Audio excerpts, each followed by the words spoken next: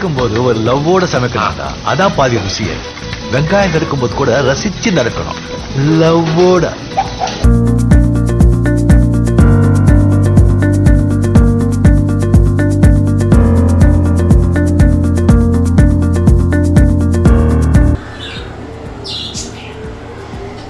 வணக்கம் and welcome to in-laws சமையல். வணக்கம். இன்னைக்கு நம்ம பார்க்க போற டிஷ் சால மீன் குழம்பு. அதுக்கு என்னென்ன இன்கிரீடியன்ஸ் தேவைங்கிறத பார்க்கலாம். வாங்க பார்க்கலாம். இப்போ சால மீன் குழம்புக்கு என்னென்ன சேர்க்குறதுங்கிறத இப்போ நான் சொல்கிறேன், பார்த்துக்குங்க. இப்போ ஒரு பெரிய எலுமிச்சம்பழம் சைஸ் அளவு புளி, அப்புறமா அதை தாளிக்கிறதுக்கு அந்த அன்னைக்கு வந்து நம்ம கறிக்குழம்புல போட்டோம்னா ரம்பை, அது கொஞ்சம் கருவேப்பிலை, அப்புறமா சின்ன வெங்காயம் ஒரு 10 வெங்காயம், ஒரு 5 பச்சை மிளகா, ஒரு 3 தக்காளி பழம் தாளிக்கிறதுக்கு. அப்புறம் நம்ம இஞ்சி பூண்டு பேஸ்ட்டு கொஞ்சம் சேர்த்தோம்னா குழம்பு ரொம்ப டேஸ்ட்டாக இருக்கும். கொஞ்சம் இஞ்சி பூண்டு பேஸ்ட்டு, அதுக்கு மசாலாங்க. மல்லித்தூள் வந்து இந்த ஸ்பூனில் ஒரு 2.5 ஸ்பூனு, மிளகாத்தூள் அதே மாதிரி இந்த ஸ்பூனில் ஒரு 3 ஸ்பூனு, ஜீரகம் ஒரு ஸ்பூனு, மிளகுத்தூள் ஒரு ஸ்பூனு, மஞ்சள் பொடி ஒரு 1/2 ஸ்பூன். இது இவ்வளவும் நம்ம குழம்புல சேர்க்குறதுக்கு தேவையான அளவு உப்பு.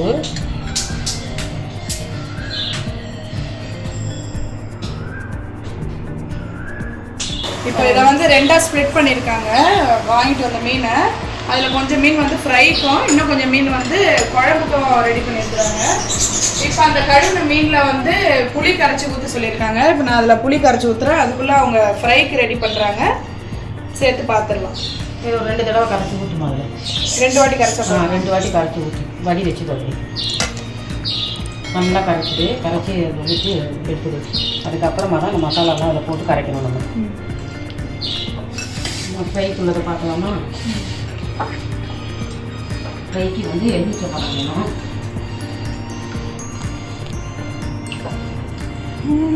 எலுமிச்சம்பழம்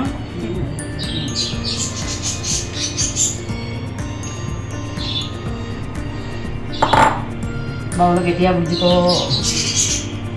புட்டும் கிளாஸு ஃப்ரை பண்ணுறதுக்கு என்னென்ன போடலான்றது நான் ரெடி பண்ண போகிறேன். இது 2வது வாட்டி கரைச்சி ஊற்றுறியா? 2வது வாட்டி. நல்லா அதை புளிஞ்சு விடு. எவ்வளோ இருக்குன்னு நான் அளவு பார்த்துக்கிறேன். இப்போ குழம்புக்கு எல்லாம் ரெடி பண்ணிகிட்டு இருக்கிறேன். நல்லா தட்டி விடுங்க. புளி ரொம்பவும் ஊற்றிடக்கூடாது, கம்மியாகவும் ஊற்றிடக்கூடாது. இந்த குழம்புக்கு வந்து நம்ம கொஞ்சம் தேங்காய் அரைச்சி திக்காக ஊற்றினாலும் நல்லாயிருக்கும். தேங்காயும் அரைச்சி ஊற்றலாம், இல்லை தேங்காய் பாலும் ஊற்றிக்கலாம். நான் என்ன பண்ண போகிறேன், இன்றைக்கி தேங்காவே சேர்க்காமலே இந்த குழம்பு வைக்க போகிறேன். நல்லா திக்காகவே தேங்காய் பால் சேர்க்காமலே குழம்பு வைக்க போகிறேன். இன்னும் கொஞ்சம் சரி. இப்போ அதை புளிஞ்சு முடிச்சுட்டு அதோட விட்டுட்டு கொஞ்சம் தண்ணி சேர்த்துக்கோ. அவ்வளோதான். கொஞ்சம் தண்ணி சேர்த்துக்கோ. கொஞ்சம் தண்ணி ஊற்றுறது நானே ஊற்றுறேன். தண்ணி சேர்த்துக்கலாம் குழம்புக்கு. அவ்வளோதான். தேவைன்னா நம்ம அப்புறமா சேர்த்துக்கலாம். இப்போ இதில் வந்து போட வேண்டிய மசாலா எல்லாம் போட்டு நம்ம ரெடி பண்ணிக்கலாம். மஞ்சள் பொடி, ஜீரகப்பொடி,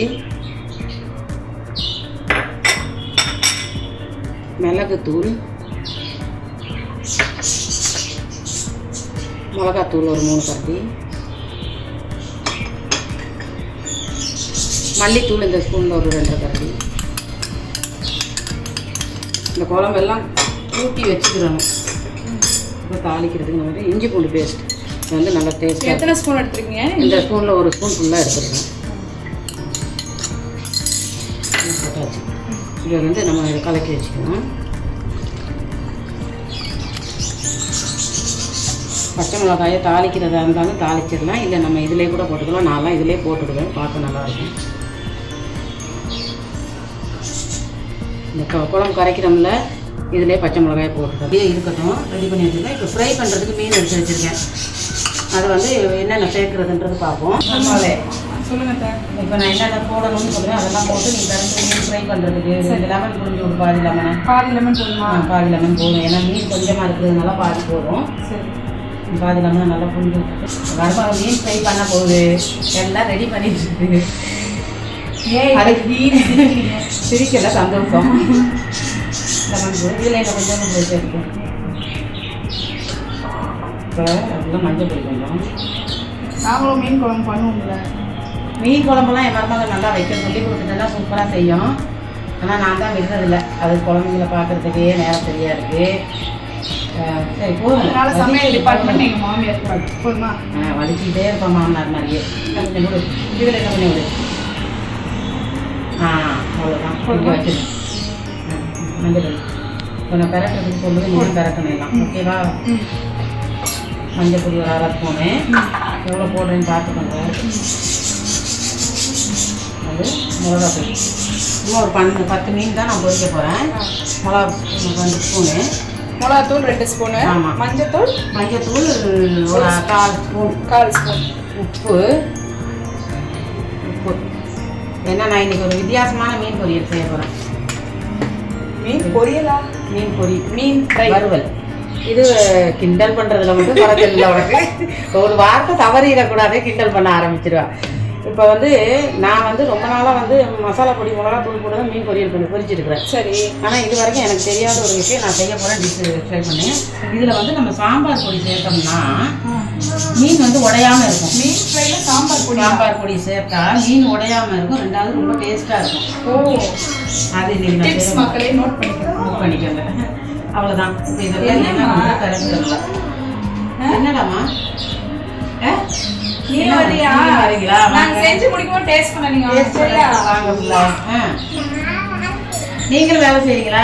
சரி, அப்புறமா அப்பதான் சொல்லும் போது அந்த வேலை செய்யுங்க. பேட்டி வேலை செய்யணும். சரி, இதுல இப்ப அவ்வளவுதான். மஞ்சள் தூள், மிளகாத்தூள், சாம்பார் பொடி, உப்பு, அவ்வளவுதான். எலுமிச்சம்பழம். சரி. இஞ்சி பூண்டு பேஸ்ட் சேர்க்கறதுனால சேர்த்துக்கலாம். கொஞ்சம் இஞ்சி பூண்டு பேஸ்ட் போடலாம். நம்ம பெரட்டிக்குவோம். நான் இன்னைக்கு இஞ்சி பூண்டு பேஸ்ட் சேர்க்கல, சாம்பார் பொடி மட்டும் தான் சேர்த்துருக்கேன். சரி, இதை மிக்ஸ் பண்ணலாமா? நல்லா மிக்ஸ் பண்ணி பார்த்து கையில் முள்ளு குத்திக்காம என்னடாமா. இது லைட்டா கொஞ்சம் டேஞ்சரான மீன். எப்பவுமே என் பேத்தி எனக்கு ஹெல்ப் பண்ணி கொடுக்கும். நான் அம்மா மீன் சொல்கிறேன். இருங்க, நான் குழம்பு தாளிக்கும் போது நான் சொல்கிறேன், நீங்கள் போடுங்க. ஓகேவா? இது என்ன கொஞ்சம் தண்ணி மாதிரி ஆட் பண்ணலாம். ஒட்ட மாட்டேங்குது மசாலா. லைட்டாக கொஞ்சம் தண்ணி கழிச்சுக்கலாம். என்னம்மா கறி பிடிமா? நான் இந்த தண்ணிக்கு பதிலாக என்ன பண்ணுவேன், புளி குழம்புக்கு கரைப்போம்ல, அதில் கொஞ்சம் தொளிச்சுக்குவேன். அப்போ அந்த டேஸ்ட்டும் இதில் வரும். டேரக்டர் சார் அப்போ தான் இருக்கும். மம்மி சொல்லுங்கம்மா. நீங்களும் வேலை செய்யணுமா? இருங்க, வரேன். கொஞ்சம் நல்லா கரெக்ட் விடுங்க. அவங்க தனியாக எதுனா ஒரு டிஷ் தருவாங்க, வெயிட் பண்ணுங்க. நல்லா கரெக்ட் விடுங்க. சரி, என்ன செய்யணும்? உள்ள என்ன செய்யணும்? உள்ளெல்லாம் மசாலா வரும். உள்ள என்ன செய்யணும்? தட்டு வந்து என்ன செய்யணும் தங்கம்? இங்கே வாங்க, இங்கே வாங்க.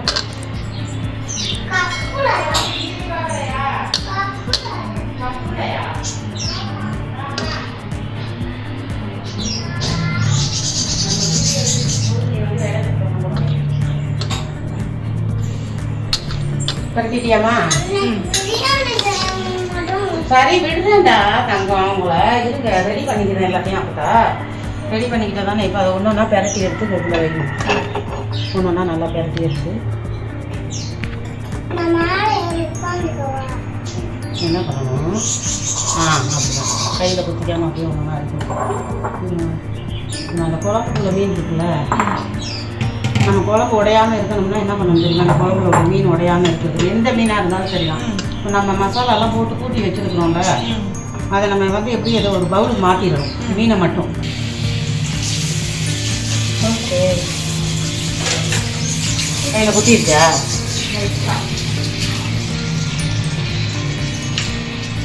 இந்த மீன் முள்ளு தான், ஆனால் சாப்பிட்றதுக்கு ஒரு அளவான சட்டி. மீன் கொஞ்சமாக குழம்பு வைக்கிறதுனால ஒரு சின்ன பாத்திரம் வச்சுருக்கேன். அதில் நம்ம தேவையான அளவு எண்ணெய் சேர்த்துக்குவோம். ஒரு 50 கிராம் 50 கிராம் எண்ணெய். 3 கரண்டி நல்லா இதில் ஒரு 3 கரண்டி எண்ணெய் சேர்த்துருக்குறேன். எண்ணெய் காஞ்சதும் என் பேத்தி குழம்பு தாளிக்கிறதுக்கு எடுத்து தாங்க. தாங்க அப்படின்ட்டு. இப்போ நம்ம அதை தாளிக்கிறதுக்கு எண்ணெய் காஞ்சிடுச்சு. இது வெங்காய வடகம். நம்ம மீன் குழம்பெல்லாம் தாளிக்கிறதுக்குன்னே இருக்குது, கடையில் விற்கிது, எல்லாருக்கும் தெரிஞ்சிருக்கோம். வெங்காயம் வடகம் இப்போ அதையும் கருவேப்பிலை நான் சொன்ன மாதிரி இந்த ரொம்ப இவ்வளவு போடணும்.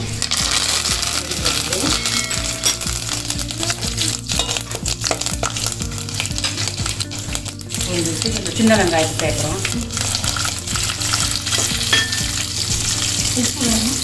உப்பெல்லாம் நம்ம குழம்புலே போட்டாச்சு, குழம்புலே போட்டு ஊற்றிட்டோம். உப்பெல்லாம் வெங்காயம் நல்லா வதங்கிடும்.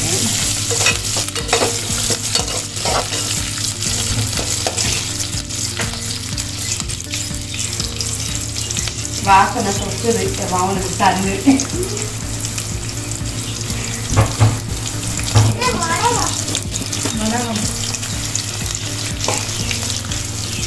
வெங்காயம் கொஞ்சம் பொரியணும்,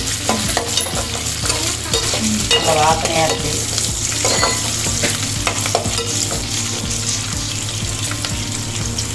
நம்மளே இந்த வெங்காயம் பொரிஞ்சிச்சு, இந்த அளவு பொரிஞ்சா கூட போதும், ரொம்ப பொரியணும்னு அவசியம் இல்லை. நமக்கு இந்த அளவு கொஞ்சம் போய் நம்ம தக்காளி சேர்க்கணும். 3 தக்காளி வச்சுட்டு அதையும் சேர்க்குறேன். போட்டு நல்லா வதக்கி வைக்கணும். தக்காளி நல்லா வதக்கிடணும்.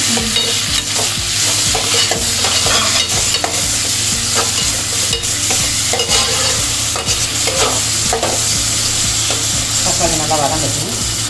அந்த கேப்பில் இந்த தக்காளி வதங்குற கேப்பில் மீன் பொரிக்கிறதுக்கு ரெடி பண்ணிக்கோமா.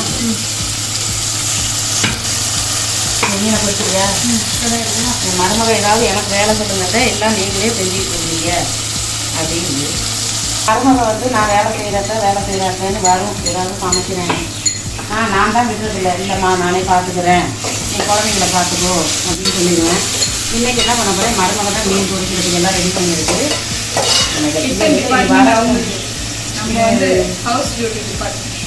வதங்குற கேப்பில் மீன் பொரிக்கிறதுக்கு நான் ரெடி பண்ணிக்கிறேன். இந்த மாதிரி ஒரு இரும்பு கடாய், இது வந்து பொரிக்கிறதுக்கு நல்ல எண்ணெய் பிடிக்காமல் இருக்கும். இந்த மாதிரி ஒரு இரும்பு கடாய், இதில் வந்து அதுமாதிரி இந்த பொரி மீனை நிறைய பேர் வந்து குக்கிங்காகவே புதுசாக சட்டி வாங்கி புதுசாக வாங்கி செய்யணும்னு நினைப்பாங்க. ஆனால் ஒரு சில பேருக்கு வந்து எப்படின்னா, நிறைய பேர் வீட்டில் பழங்காலத்து கடாய் பழைய காலத்து சட்டியெல்லாம் வச்சு தான் செய்வாங்க. ஏன்னா அந்த வீட்டில் இருக்கிற பெரியவங்களுக்கு வந்து அது பழகி போயிருக்கும், அதில் செய்யும் போது தான் அவங்களுக்கு அந்த வாட்டம் வரும். அதனால சட்டியை போடாமல் அப்படியே பத்திரப்படுத்தி வச்சுருப்பாங்க. அதில் செய்யும் போது அவங்களுக்கு அது ஈஸியாக அந்த டேஸ்ட் அதே மாதிரி வர மாதிரி அவங்களுக்கு ஒரு நம்பிக்கை. அதனால நாங்களும் இன்னும் புது சட்டி வாங்காமல் அது என் மருமக என்னதான் சொல்லிக்கிட்டு இருக்கேன். ஏன்னா நான் பழக்காலத்து சட்டிகளை வச்சு தான் தெரியும், எனக்கு அது பழக்கப்பட்டுருச்சு அப்படி செஞ்சு. அதனால மீன் பொரிக்கிறதுக்கு எண்ணெய் ஒரு 4 குழிக்கரண்டி எண்ணெய், நான் ஒரு குத்து மணிக்காக ஊற்றிருக்கோம். 4 குழிக்கரண்டி எண்ணெய் நல்லா எண்ணெய் காயட்டும். இந்த பக்கம் வந்துடுமா 4 குழிக்கரண்டி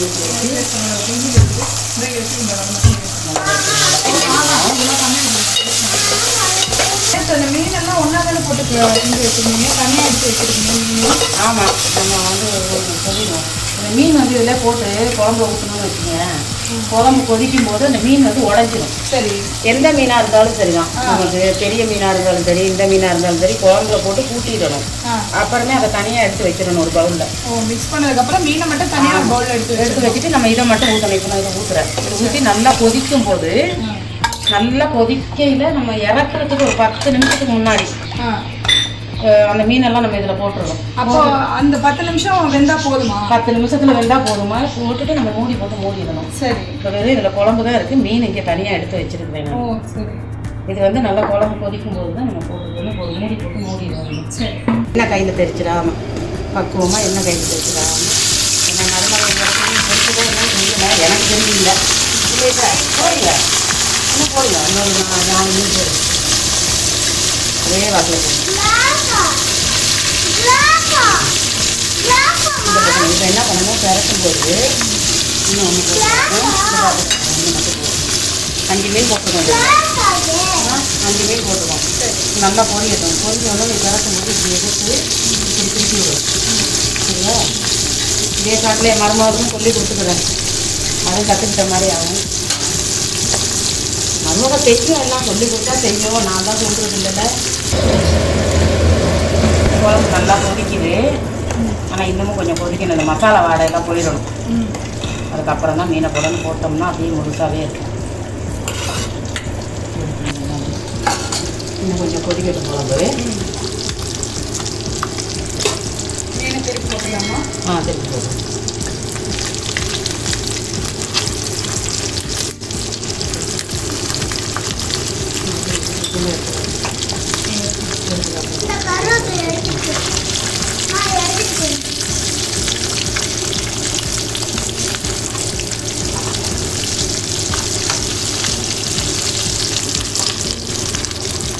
நல்லா போட்டு என்ன பொடியங்க போன வணக்கம். நல்லா பொரிஞ்சு கீழே சேர்க்கலாம்.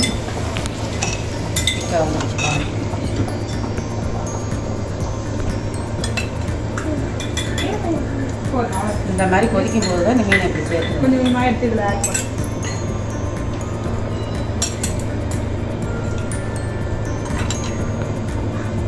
போட்டு கிண்டக்கூடாது. இன்னும் நல்லா இன்னும் ஒரு கொஞ்சம் நேரம் கொதிக்க விட்டுடும். அப்படியே கொதிக்க விட்டுட்டோம்னா மீன் வெந்துடும், உடையாமலும் இருக்கும். நமக்கு மூடி போட்டு மூடிடுவோம்.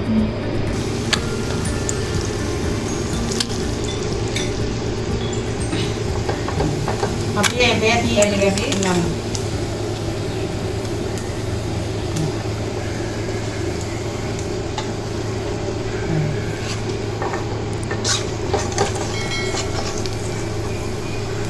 மீன் நல்லா புரிஞ்சுட்டு நல்லா இருக்குது பார்க்குறதுக்கு.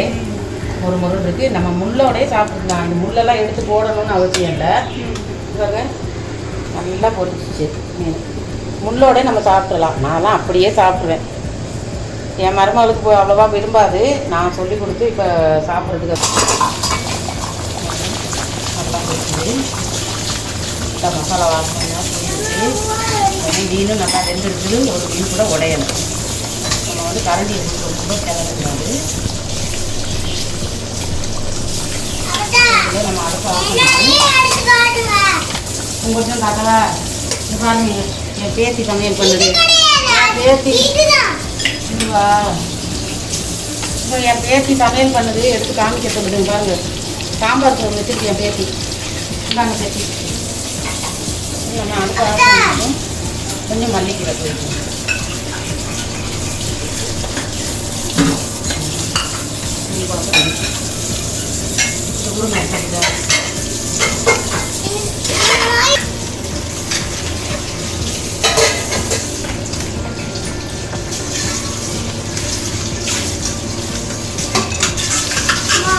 சால மீன் குழம்பு ரெடி.